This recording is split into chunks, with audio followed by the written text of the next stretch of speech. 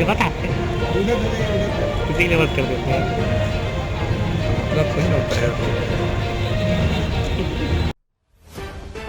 कोल्हान का सबसे बड़े सरकारी मेडिकल कॉलेज अस्पताल एमजीएम राज्य के स्वास्थ्य मंत्री बन्ना गुप्ता के गृह जिले का सबसे बड़ा सरकारी मेडिकल कॉलेज अस्पताल एमजीएम तीन पूर्व मुख्यमंत्रियों एवं आधा दर्जन मंत्रियों को देख चुका कोल्हान का सबसे बड़ा सरकारी मेडिकल कॉलेज अस्पताल एमजीएम।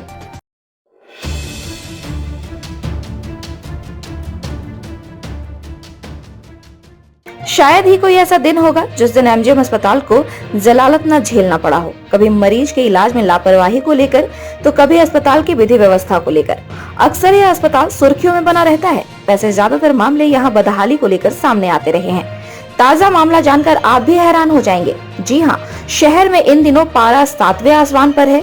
प्रचंड गर्मी से लोग बेहाल हैं। अब जरा सोचिए कि अस्पताल की यदि बिजली गुल हो जाए, वह भी 2-4 मिनट नहीं पूरे 4 घंटे तक अस्पताल की बिजली चली जाए, तो इसका आकलन आप खुद करें कि यहाँ के मरीजों और स्वास्थ्य सेवा से जुड़े चिकित्सकों एवं स्वास्थ्य कर्मियों का क्या हाल हो रहा होगा। ऊपर से वैसे मरीज जो इमरजेंसी या आईसीयू में भर्ती है, उनके विषय में भी सोच लीजिए। हालात ऐसे बने कि अस्पताल में डॉक्टर मोबाइल की रोशनी जलाकर मरीजों का इलाज करते देखे गए। इस पर राज्य के स्वास्थ्य मंत्री क्या जवाब देंगे, यह भी गौर करने वाली बात होगी। बता दें कि लौह नगरी को रोशन करने वाला टाटा स्टील जहां 24 घंटे बिजली निर्बाध रूप से मिल रही है, उसी लौह नगरी के बीचों बीच स्थित एमजीएम मेडिकल कॉलेज अस्पताल में इस तरह की व्यवस्था कहीं न कहीं शासन प्रशासन और पूरे सिस्टम को आईना दिखाने का काम कर रहा है। इस संबंध में अस्पताल के उपाधीक्षक डॉक्टर नकुल प्रसाद चौधरी ने बताया कि अस्पताल के एमसीबी में आग लगने के कारण व्यवधान उत्पन्न हुआ है, जिसे दुरुस्त करने का प्रयास किया जा रहा है। अब जरा सोचिए, अस्पताल जैसे महत्वपूर्ण संस्थान में यदि 4-4 घंटे बिजली गुल रहती है तो इसका मरीजों पर क्या असर पड़ेगा। फिर भी आप कितने देर से बैठे हुए लाइन कटा हुआ, तो खुद मतलब किस तरह से अब तो खुद मतलब इतने पसीना से तरफ किस तरह से इलाज हो रहा है?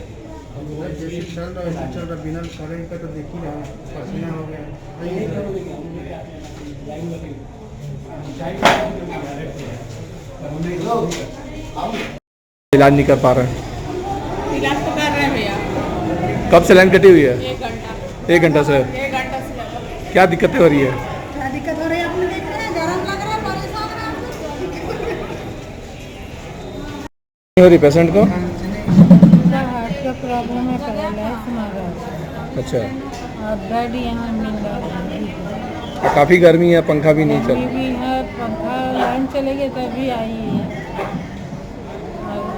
और बेड नहीं है, जिसके चलते ज़्यादा प्रॉब्लम है। इतने प्रॉब्लम के साथ बैठी हुई है। ट्रांसफर कर देंगे तो हम लोग को मेजर वार्ड में चले जाएंगे, भी तो नहीं हो।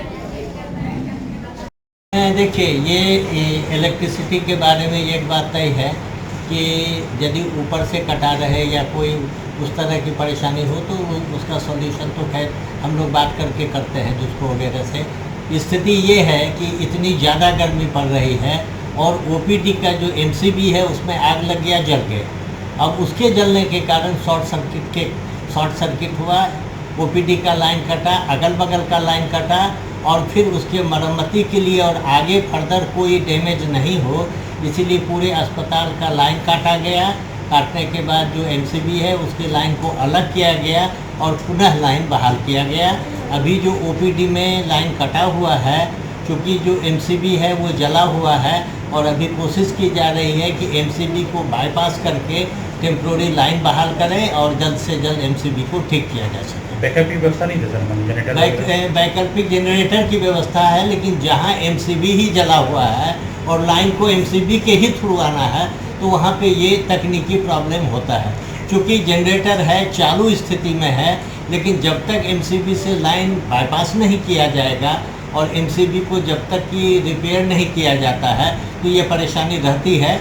इसलिए तत्काल एमसीबी को बाईपास करके पूरे अस्पताल का लाइन बहाल कर दिया गया है, और जो एमसीबी जला हुआ है उसको बाईपास करके ओपीडी में लाइन देने की व्यवस्था हो रही है, और in the mean time MCB भी दूसरा लगाने की व्यवस्था हो रही है। Bureau report, India news viral, Bihar Jharkhand.